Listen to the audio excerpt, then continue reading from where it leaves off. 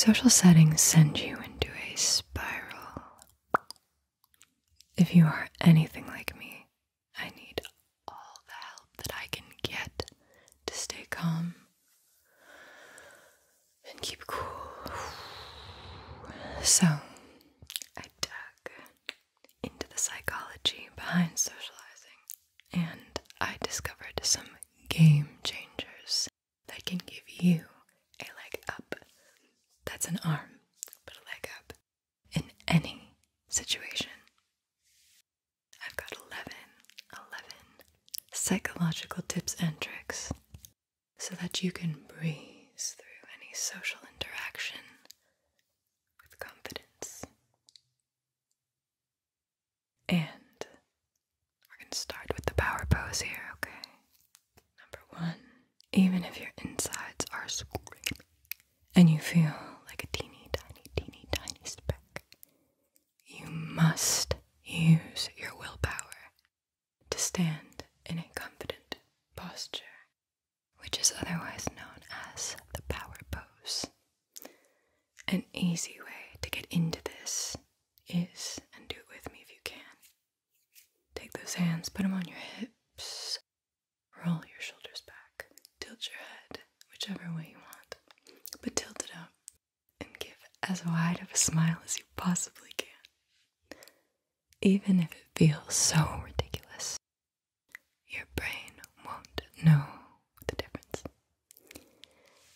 And if you practice moving from that confident, energetic stance to something socially scared, try it with me, consciously confident.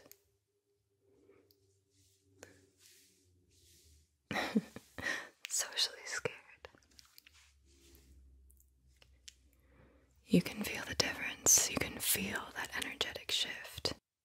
And I'm not saying that you have to stand like this, but if you practice that enough, you can assume the power, the energy of what that is, and embody it when you're out and about. I recommend trying in front of a mirror so that you feel comfortable in what you're doing. I do frequently check myself with my posture and roll them back. Even when it feels a little uncomfortable inside, it still feels better than when I'm closing in on myself. So, power pose. Posture is key. Posture is everything, okay? Our second tip here is show genuine excitement. It's contagious, and it makes the interaction so much more enjoyable for everyone involved. For example, let's say you're having a conversation about a topic you're not the most knowledgeable about.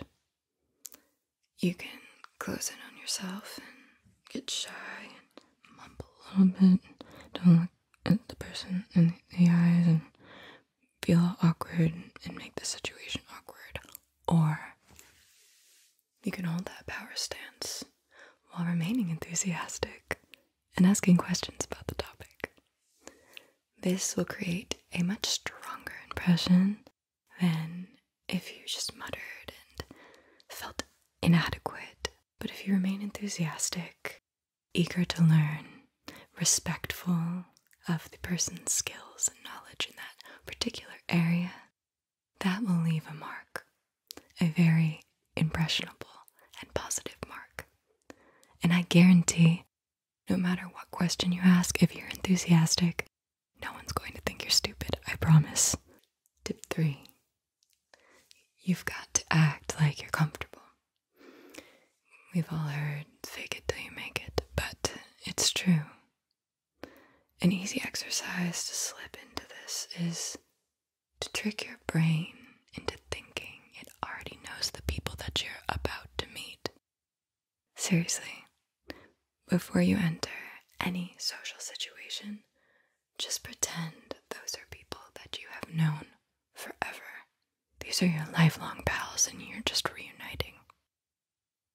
The people that you then meet, they can sense this familiarity, and then you will seem more approachable, and you'll probably find them saying, "Do I know you? Have we met before? You just look so familiar to me. Are you sure we've never met before?" Is it a Jedi mind trick before I came? Tip 4. Repeat the name of the person you meet during your conversation with them. This helps you remember who they are, and it makes the other person feel acknowledged and seen. Don't overdo it. Don't start dropping their name at the end of every sentence. Use your discernment, but definitely do it a few times.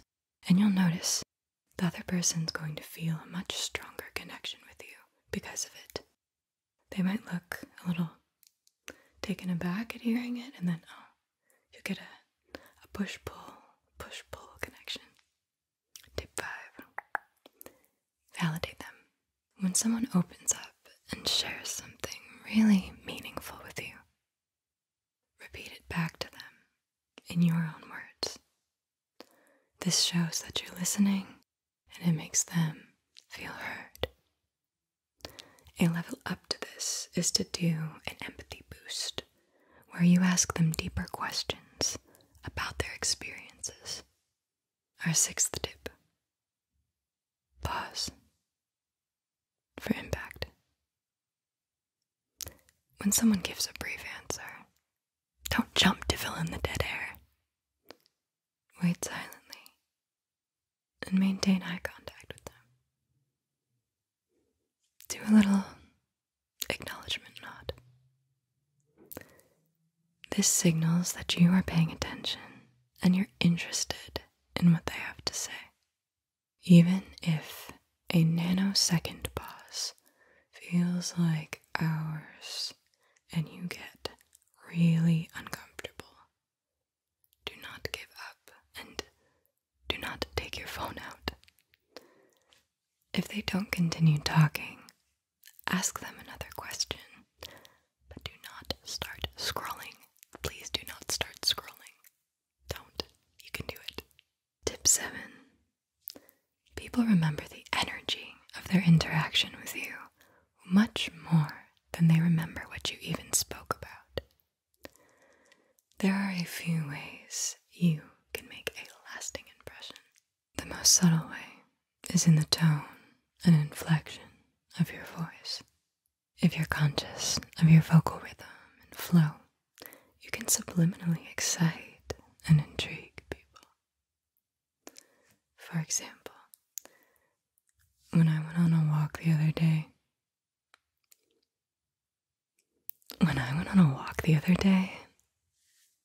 right, which would you rather hear more from? And the second way to make a lasting impression is to paint a vivid picture.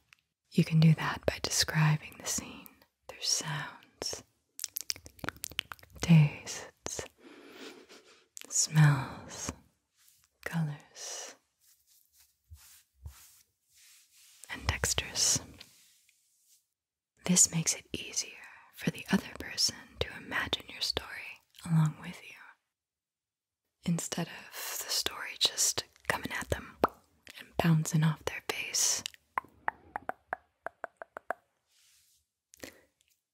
To sound even more assured, integrate tip 8.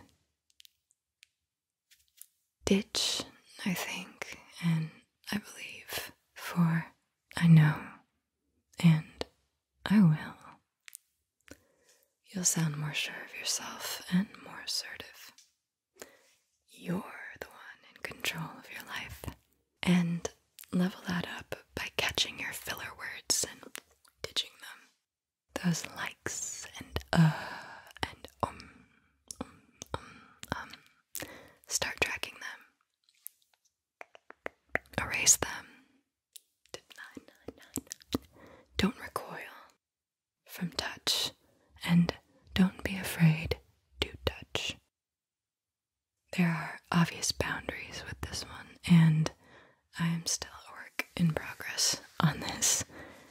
If I'm not familiar with someone, my stomach turns if they touch me. And not in a cute way. I'm not getting butterflies here. I flee the scene. Pew! Like Roadrunner on that bitch. So, while I did question whether or not to include this one, I do know that it is a true hack when executed correctly and respectfully. As human beings, physical touch is a very healthy way to create an emotional and physical bond with someone. So, a light touch on the shoulder or on the arm is encouraged, especially during a shared moment that brings you both joy. But don't be creepy with it, okay? Respectful. If someone happens to insult you, tip number 10 here, handle it with grace, even if it makes your blood boil. Either ignore the comment or turn it into a lighthearted joke. This maintains your control over the situation. Remember, please, please, always remember that people are only insulting of you when they're jealous or you make them feel insecure in some way. So know this. Keep and maintain the upper hand. I have asked people flat out, hey, I noticed that you keep making this kind of a comment about me. Is there a reason you're doing that? And sometimes, benefit of the doubt, they are unaware of it and they do talk through it. And it's very beautiful, actually, to see what comes of that. But it really depends on that person's level of consciousness, because with some people it just gets worse. That's when you go no contact. If you are to get into any disagreements, tip 11. Stand next to the person instead of directly in front of them. This reduces any tension and it makes you seem less threatening. Now you're equipped with 11 psychological tips and tricks to transform your social game. With these tips, you will be sliding through social situations with a smile in no time. The next time you're at a party or starting a conversation with someone new, just remember, confidence is your best friend. So best of luck out there. You got this. We're in it together. Seriously, we are in it together. If this helped you, make sure to subscribe, like, comment, join, become a member. You know the deal. Thank you so much for being here with me. It means a lot.